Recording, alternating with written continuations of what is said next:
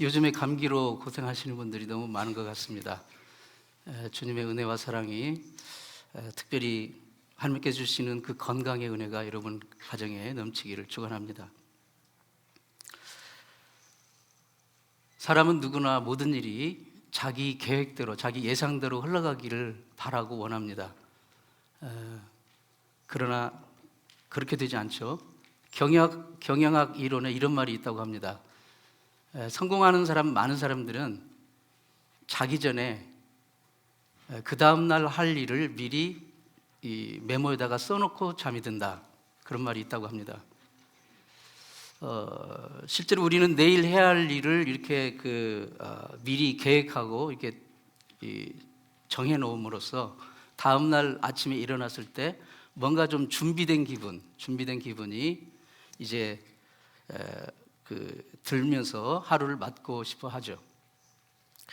이는 자기를 보호하는 하나의 방법이라고 할 수가 있겠습니다. 그러나 세상은 언제나 우리의 예상과 계획대로 흘러가지가 않습니다. 한국의 어느 고등학교에서 야간 자율학습을 하는데, 지금도 야간 자율학습이 있는지는 모르겠지만 저희 때도 있었어요. 그 오래전에도 있었습니다. 근데 아이들이 이렇게 모여가지고 자습이니까 스스로 공부하는 거지 않습니까? 이제 감독하는 선생님은 계시지만 자습을 합니다. 근데 아이들이 막 떠들고 막 소리치고 장난하고 그러니까 반장이 일어나가지고 너희들 떠들고 싶은 놈은 나가서 떠들어, 여기 있지 말고. 그렇게 얘기를 해서, 그러니까 애들이 잭소리 못하고 조용해졌는데 선생님이 벌떡 일어나더만 걸어 나갑니다. 나가면서 나라고 선생님들 좋아서 하냐? 하고 나갔다 합니다. 세상에서 누구든지 자기가 하고 싶은 일을 다 하면서 사는 사람은 없습니다. 예상치 않는 불쾌한 뉴스가 들릴 때, 있어야 할 자리에 그 물건이 없을 때, 아침에 출근을 했는데 직장에서 상사가 전혀 예상치 않는 엉뚱한 일을 막 이렇게 부당하게 시킬 때, 또는 아침에 가게를 열었는데 직원이 아무 말도 하지 않고 결근을 해버렸을 때, 요즘 변종 바이러스 독감이 정말 심하게 도는데 그 감기에 걸려서 모든 일이 급제동이 걸릴 때, 이런 모든 크고 작은 일 앞에 우리는 마음이 무너집니다. 그리고 그 상황의 노예가 되어버리고 맙니다. 한번 마음의 평정을 잃으면 그걸 되찾기가 참 힘든 것 같아요. 이런 때 우리의 자신을 지킬 수 있는 무기가 무엇입니까? 그것은 바로 하나님이 우리를 붙들어 주시는 그 은혜를 기억하고 그 은혜를 감사하며 찬양하는 것입니다. 그것만이 우리를 그러한 상황에서 건져내고 우리 마음을 지킬 수 있는 길인 것입니다. 우리가 부족하고 연약할수록 우리의 하는 일이 제동이 걸리고 내 뜻대로 펼쳐지지 않고 정말 괴롭고 슬프고 답답할 때, 그럴 때일수록 더욱더 하나님께 가까이 나가셔서 하나님이 우리를 붙들어 주시고 감싸 주시고 치유하시고 회복해 주시는 그 은혜를 경험하는 이 예배가 되기를 축원합니다. 1991년에 그 알프스산의 그 얼음이 조금 녹으면서 거기 사람의 남자의 시신이 하나가 발견이 됐는데, 지금 이제 지구 온난화 때문에 이렇게 옛날에 만년설로 덮여있던 부분들이 많이 녹아내린다고 해요. 그러면 녹아내리면 진짜 많은 시신들이 발견이 된다고 합니다. 지금 에베레스트 산도 그렇고 많은 산들이 그렇다고 하더라고요. 근데 이제 그때 알프스산에서 하는 시신이 발견됐는데, 사람의 시신, 남자 시신인데 그냥 처리할 수 없으니까 이제 부검도 하고 조사를 할 거 아닙니까? 이제 조사를 해봤더니 그냥 뭐 이렇게 등산하다가 죽은 사람이 아니고 1000년 전에 죽은 사람으로 발견이 됐어요. 이제 조사를 해보니까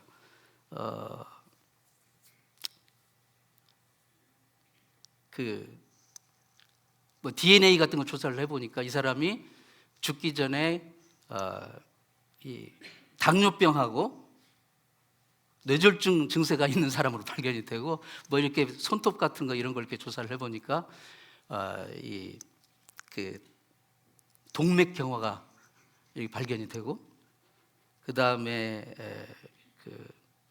죽기 전에 야생 사슴고기를 먹은 것이 발견이 됐어요. 머리카락을 분석을 해보니까 이 사람이 구리를 녹여서 기구를 만드는 일에 종사했을 것이다라는 그 추측까지 냈습니다.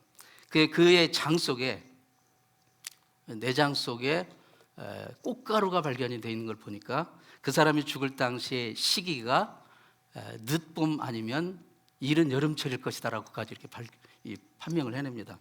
정말 사람이 발전시킨 이 과학의 힘이 놀랍지 않습니까? 1000년 전에 그 사람을 그걸 다 분석을 해서 그 사람의 상태를 almost 정확하게 다 이렇게 발견해내는 거예요. 사람이 발전시킨 과학이 이 정도라고 한다면 천지 만물을 만드신 우리 하나님, 창조주 하나님은 우리의 존재에 대해서 얼마나 정확하게, 완벽하게 알고 계시겠습니까? 시편 139편 24절에 다윗이 이렇게 고백을 합니다. 우리 다 같이 한번 읽습니다. 시작. 주께서 나의 앉고 일어섬을 아시며 멀리서도 나의 생각을 통촉하시며 여호와여 내 혀의 말을 알지 못하는 것이 하나도 없으시니이다. 우리가 무슨 생각으로 앉는지, 무슨 생각으로 일어서는지를 주님은 아십니다. 때로는 우리가 무슨 생각으로 앉는지 일어서는지도 모를 때 있잖아요.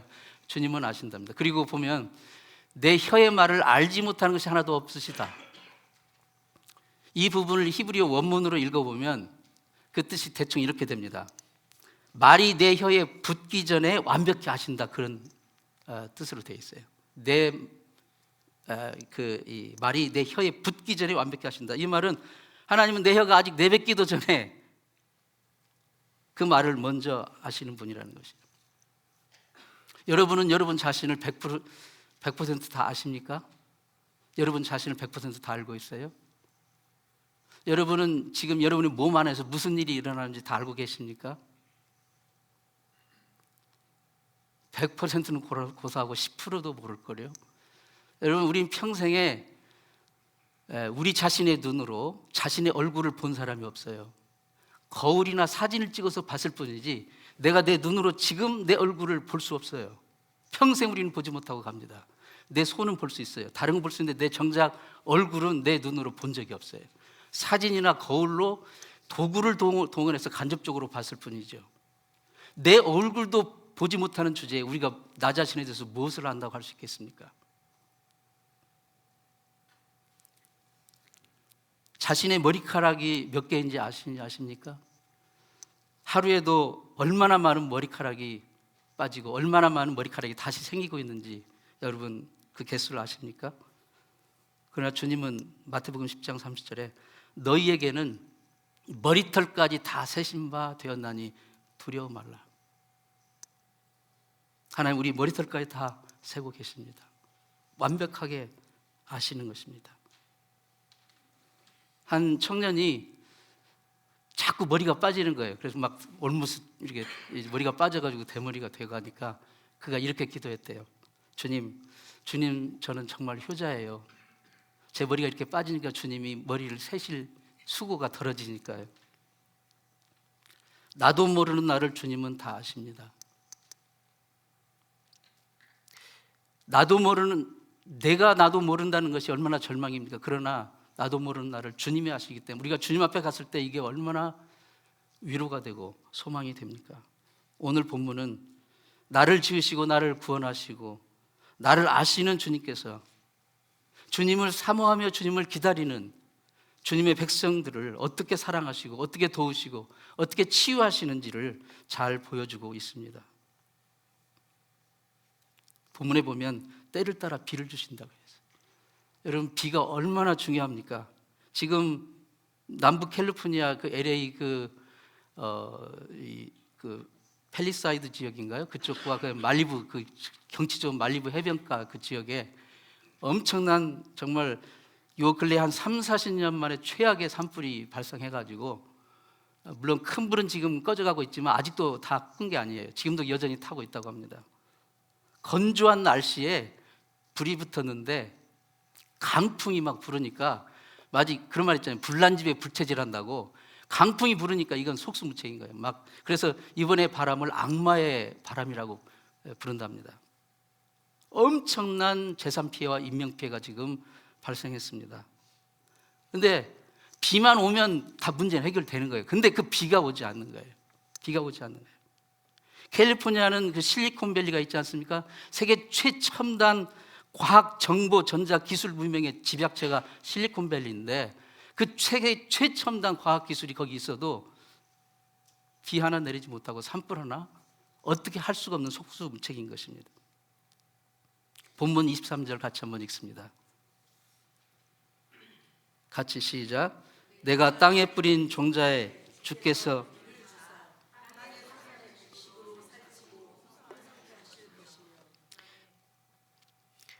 하나님이 비를 주신다는 거예요. 이게 정말 보통 일이 아닌 것이에요. 보통 일이 아닌 거예요. 우리가 땅을 갈고 씨를 뿌리는 것은 우리가 사람이 할 수 있어요. 그러나 하나님께서 비를 주시지 않으면 절대 우리는 소산을 거둘 수가 없습니다. 소산을 거둘 수가 없어요. 먹고 살 수가 없습니다. 사람이 아무리 실리콘밸리에서 최첨단 과학을 발전시킨다 할지라도 비 하나 오게 하지 못해요. 물론 인공비, 인공눈을 잠깐씩 내리게는 할 수 있다고 그러더라고요. 근데 그건 지극히 제한적인 거고 그 들어가는 그 비용을 생각하면 배보다 배꼽이 훨씬 큰 거예요. 그러니까 사실상 불가능한 겁니다. 하나님이 비를 주신다는 것은 실제로 비를 주시기도 하지만 상징적인 의미입니다. 우리 삶에 하나님의 은총의 손길이 없으면 아무것도 할 수 없다는 것을 말하는 거예요. 하나님이 다스리시고 도우시는 은총 없이 우리가 과연 어떻게 하루를 살아 숨쉬며 무엇을 할 수 있겠습니까? 농부의 소망은 농사가 잘 돼서 소출을 크게 얻는 것이죠. 장사하는 사람, 비즈니스 하는 사람의 소망은 장사가 잘 돼서 돈을 많이 버는 것입니다. 공부하는 학생들의 소망은 공부를 잘해서 원하는 학위를 얻고 원하는 직장과 직위를 얻는 것이에요. 그런 소망을 위해서 사람들은 정말 잘잠 자지 못하고 애를 쓰면서 등골 빠지면서 눈물 젖은 빵을 먹으며 고생하며 살아가고 있습니다. 그러나 애는 쓰는데 고생하는 만큼, 애쓰는 만큼 원하는 결과를 얻는 사람이 몇이나 될까요? 뜻대로 안 되는 게 세상입니다.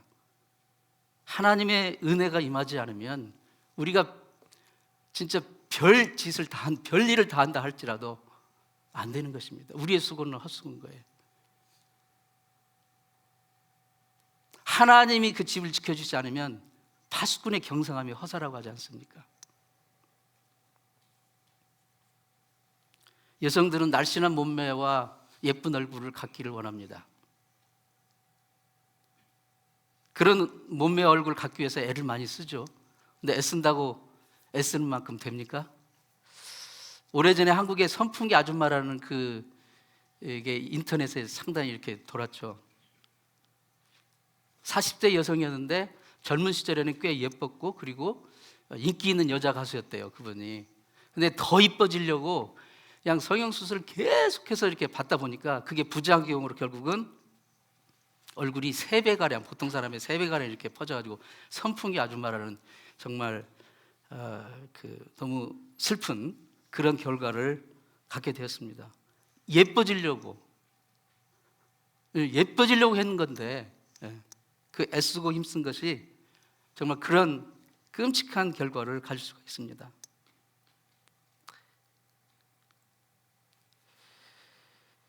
사랑하는 성도 여러분, 하나님의 은혜가 없으면, 하나님의 은혜의 비가 우리 삶 가운데 임하지 않으면 우리가 애쓰고 힘쓰는 모든 그 노력들이 다 공허한 헛수고가 됩니다. 우리가 그것을 절대 잊어서는 안 됩니다. 우리는 때를 따라 도우시는 하나님의 은총이 필요한 존재임을 기억하십시오. 하나님의 은총은 당장 내 손에 잡히지 않고 내 눈에 보이지 않을 수도 있어요. 왜냐하면 하나님의 일하심은 너무도 크고 또 너무나도 세밀하기 때문에 그래요. 한국에서 무슨 이제 큰 사건이 터지면 되게 큰 손은 잘 안 잡히죠. 되게 피레미들만 잡혀 들어가고 말죠. 그런데 정말 세상에 가장 큰 손 중에 큰 손은 하나님이십니다. 그분의 손 안에서 모든 인류의 역사와 사람의 모든 생사화복이 다 결정이 됩니다. 비가 필요한 것은 지금 산불이 난 캘리포니아뿐만 아니라 그리고 농사뿐만 아니라 우리 영혼에도 하나님의 은혜의 단비가 필요합니다. 땅이 비를 받지 못하면 금세 말라 비틀어지고 생명이 고갈되고 심지어 산불 같은 큰 재난이 발생하는 것처럼 우리 영혼에 하나님의 은혜의 단비가 제때제때 공급받지 못한다면 우리 영혼은 금세 시들어지고 고갈되고 말라버리고 말 것입니다. 하나님의 은혜의 단비가 우리의 심령에 막힘없이 적셔지도록 우리의 기도의 줄을 다시 회복해야 될 줄로 믿습니다. 하나님의 말씀을 다시 붙들어야 됩니다. 예배를 사모함이 다시 살아나야 됩니다. 오늘 본문에 보면 하나님은 싸매주시고 고쳐주시는 은혜를 주셔요. 우리의 인생들 조금만 들여다보면 전부 다 상처투성이고 질병투성입니다. 저만 보더라도 날이 갈수록 눈이 침침해져요. 시력은 아직은 안경을 끼지 않고도 다 글을 읽을 수 있어요. 너무 감사해요. 근데 이 눈의 힘 그 자체는 약해지기 때문에 이게 한 30분 이상을 이렇게 집중적으로 볼 수가 없습니다. 특히 요즘에는 다 이 컴퓨터를 보고 스마트폰을 보기 때문에 더 안 좋아진다고 그래요. 그러니까 막 침침해져 가지고 막 이렇게 안개 낀 것처럼 그렇게 될 때가 많이 있습니다. 그러면 잠시 쉬고 눈을 감고 이제 재충전을 해야 됩니다. 뼈와 근육이 점점 뻣뻣해져 가지고 이렇게 부드럽게 돌아오질 않아요. 예. 아침에 일어날 때 정말 우두두두 소리가 많이 나고요. 그리고 쉽게 피곤함을 느낍니다. 감기는 제가 잘 안 걸리는데 걸리면 굉장히 오래 갑니다. 한 막 두세 달 가는 것 같아요. 예. 몸 어디 다치면 빨리 회복되지가 않습니다. 어디 삐거나 다치거나 뭐 이렇게 하게 되면 금방 회복되지 않아요. 상처투성입니다. 죽을 때까지 우리는 크고 작은 상처를 안고 살아갑니다. 일하다가 상처나고 돈 벌다가 골병 들고 공부하다가 막 골병 들고 살림하다가 상처 입고 자식 키우다가 상처 입고 육체의 상처도 크지만 마음에 입은 상처는 더 큽니다. 자다가 우연히 이렇게 눈을 떴는데 식구들이 나만 빼놓고 막 웃으면서 맛있는 거 자기들끼리 먹고 있어요. 그러면 막 상처를 받습니다. 여러분 그런 경험 혹시 있지 않습니까?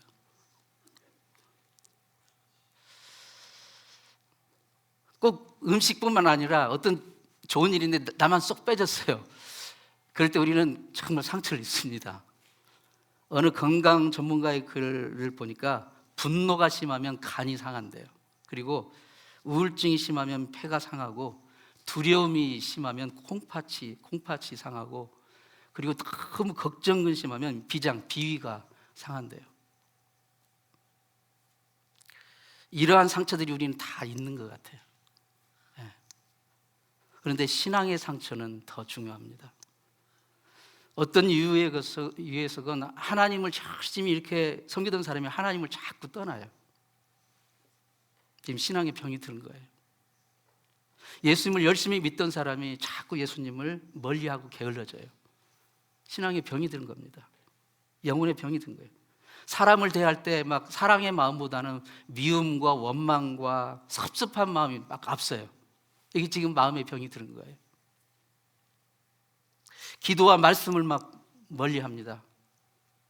하기 싫어지고 영혼의 상처, 영혼의 병이 든 현상들입니다. 몸의 상처는 의사와 약으로 어느 정도 우리가 다스릴 수 있겠지만 이 마음의 상처, 영혼의 상처는 어떻게 치유할 수 있습니까? 오늘 본문에 복음이 있습니다. 26절 말씀 다 같이 읽습니다. 시작.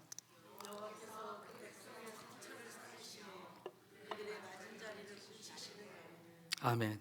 지금 이 이사야의 컨텍스트는 이사야 지금 이스라엘 역사적인 배경을 가지고 있는데 그것을 다 설명하기에는 너무 시간이 없고 일단 하나님이 우리를 이렇게 만지실 때, 하나님이 우리를 은혜의 손길로 만지실 때는 이렇게 상처가 치유되고 회복되는 그런 역사가 있습니다.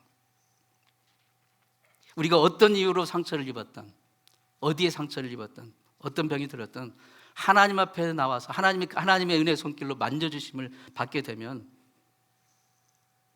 회복되고 치유되는 역사가 일어나는 줄 믿습니다. 이것이 오늘 본문 말씀 우리에게 전해주는 메시지입니다. 우리의 아픈 상처를 싸매주시고 질병을 치유하시기 위해서 무엇보다도 우리를 죄 가운데 영원한 멸망길로 가셨던 우리를 구원해 주시기 위해서 하나님이 친히 육신의 몸으로 오셔서 우리의 모든 죄와 질병과 상처 아픔을 담당해 주셨어요. 이사야 53장 5절 말씀입니다. 같이 읽습니다. 시작. 그가 찔림은 우리의 허물을 인하며 그가 상함은 우리의 죄악 때문이라. 그가 징계를 받음으로 우리가 평화를 누리고 그가 채찍에 맞음으로 우리는 나음을 입었도다. 이 구절을 우리가 언제 항상 묵상하죠? 성찬식 때 하죠. 예, 이 구절은 늘 외우시기 바랍니다. 그가 찔림은 우리의 허물을 인하며 그가 상함은 우리의 죄악 때문이라. 그가 징계를 받음으로 우리가 평화를 누리고 그가 채찍에 맞음으로 우리가 나음을 입었도다. 우리는 모두 한 사람도 예외 없이 이 하나님의 싸매어 주시고 치유하시는 하나님의 은혜가 필요한 존재입니다. 알게 모르게 영육 간의 상처와 아픔과 질병이 우리 삶 가운데 있기 때문입니다. 우리가 치유의 주님이신 예수님 앞에 나와 그 은혜의 담비를 흡족히 맞을 때 우리 속에 숨겨져 있는 깊은 상처까지라도 주님이 어루만져 주시고 깨끗하게 치유해 주시는 그런 놀라운 은혜를 입게 됩니다. 그날에 어떤 일이 그러한 하나님 우리를 만져주시고 치유하시는 그 경험을 이 시편 이 이사야 그 본문은 이렇게 표현합니다. 26절 말씀에 시작. 여호와께서 자기 백성의 상처를 싸매시며 그들의 맞은 자리를 고치시는 날에는 달빛이 햇빛 같겠고 햇빛은 7배가 되어 7날의 빛과 같으리라. 놀라운 우리가 상상치 못하는 놀라운 풍성하고 놀라운 은총, 그러한 삶을 경험하게 될 것입니다. 그런데 이러한 은혜와 복을 우리가 어떻게 누릴 수 있습니까? 본문 18절 말씀입니다. 본문 18절 말씀 같이 읽습니다. 시작. 그러나 여호와께서 기다리시나니 이는 너희에게 은혜를 베풀려 하시며 일어나시리니 이는 너희를 긍휼히 여기려 하심이라. 대저 여호와는 공의의 하나님이시라. 무릇 그를 기다리는 자는 복이 있도다. 같이 읽습니다. 무릇 그를 기다리는 자는 복이 있도다. 하나님이 우리를 기다리신대요. 여기서 기다리신다는 것은 하나님 우리를 사모한다는 겁니다. 하나님이 우리를 향하여 앙망하는 것이 있다는 것이에요. 하나님 우리를 기다리시면서. 근데 왜 하나님 우리를 기다리시고 우리를 앙망하십니까? 우리에게 은혜를 베풀어 주시려고, 우리를 치유하시려고, 우리의 죄악을 사해 주시려고, 우리의 아픔을 치유하시려고, 은혜 베푸시려고 우리를 기다리시는 거예요. 그러니까 우리가 그분의 은혜를 받기 위해서 우리도 그를 기다리는 자는 복이 있더라. 우리 그의 은혜를 받기 위해서 우리도 그분을 향하여 그를 기다리며 사모하며 나아가야 된다는 것입니다. 그런데요, 하나님만 우리를 기다리는 게 아니에요. 세상도 우리를 기다리고 있어요. 여러분, 세상이 이렇게 오라고 많이 느끼시죠? 우리의 허점과 틈을 노리며 기다리고 있습니다. 세상. 우리에게 복주고 하나님처럼 복주고 격려하고 회복시키시고 치유하시려고 기다리는 게 아니라 세상은 우리를 깔아 뭉개려고 기다리고 있어요. 우리의 허점과 약점과 틈을 노리고 그걸 기다리고 있다가 완전히 우리를 뭉개버리려고, 우리를 이용하려고 기다리고 있다는 사실을 우리가 기억해야 됩니다. 이번에 캘리포니아 산불로 수많은 이재민들이 발생했잖아요. 재산도 잃고 특별히 집들이 다 타버렸어요. 그러니까 돌아가 살 집이 없어요. 그러니까 불이 나자마자 이 캘리포니아의 그 큰 보험회사들이 다 산불 보험을 끊어버렸대요. 자기들이 말하자면 책임질 수 있는 그 상황이 아니니까 다 끊어버렸어요. 그러니까 이분들이 보험 혜택도 받지 못하는 거예요. 엄청난 지금 문제가 있습니다. 그런데 집이 없으니까 당장 어디로 가야 됩니까? 이분들이 뭐 쉘터가 있으면 쉘터로 가겠지만 그것도 다 어떻게 근본적인 해결이 안 되고, 그러니까 일단 호텔이나 이제 그런 데로 가는데, 호텔도 뭐 언제까지 있을 수 없잖아요. 그러니까 이제 사람들이 지금 아파트 렌트를 이제 찾는데요. 아파트 이제 렌트로 이제 들어가려고. 여기서 또 아파트 렌트 내주는 사람들이, 아파트들이 아파트 렌트비를 배로 올려버렸습니다. 예를 들면 한 달에 2,000불 렌트비 하던 아파트가 4,000불을 지금 부르는 거예요. 4,000불, 배 이상. 그러니까 다른 사람의 절망과 불행을 기다렸다가 자신들의 검은 욕망을 채우는 도구로 쓰는 거예요. 세상은 그렇게 기다리고 우리를 기다리고 있어요. 그리고 캘리포니아 지금 검찰 당국에서 발표를 했잖아요. 그런 사례가 발견되면 엄벌에 처하겠다고. 이제 그 법으로 그걸 또 막을 수 있다네요. 그렇게 터무니없이 올리는 거를. 이번에 그 산불 나가지고 사람들이 이제 불을 피해서 일단 집을 떠나서 도망을 가야 되잖아요. 피난을 갔는데 그 빈집, 빈 가게만 또 찾아다니면서 빈집 털이를 하는 강도들이 수십 명이 지금 체포가 됐어요. 전격적으로 사진의 얼굴들도 다 공개를 해버렸어요.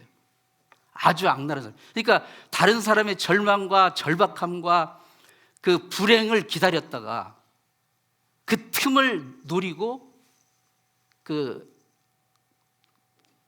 말하자면 그 더러운 욕망을 채우려는 그것이 세상이 우리를 기다리는 모양이에요. 목적이에요.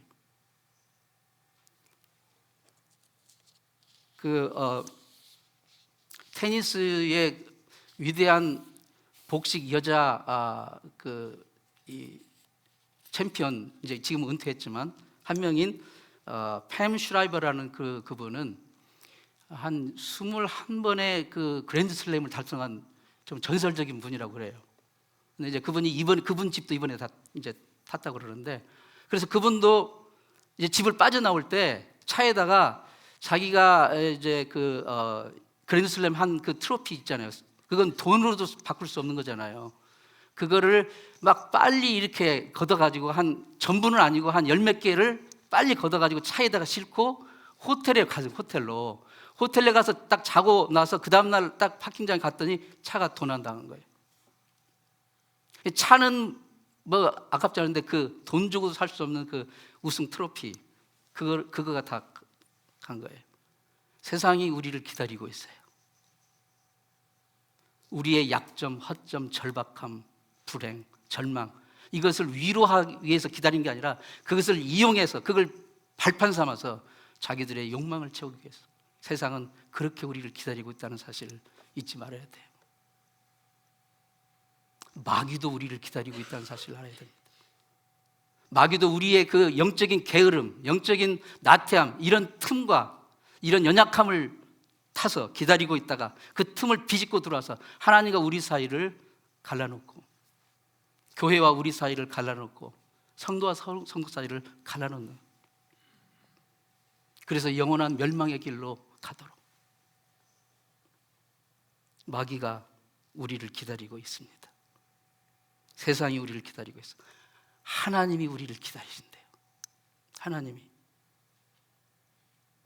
우리에게 이용해 먹으려는 게 아니라 우리의 절망을 가지고 그걸 도구 삼아 더 큰 이익을 챙기는 것이 아니라 하나님은 우리를 기다리시는데 우리를 용서해 주시려고, 우리를 은혜 베푸시려고, 우리의 상처를 싸매 주시려고, 우리를 위로하시고 치유해 주시려고 우리를 기다리신다는 것입니다.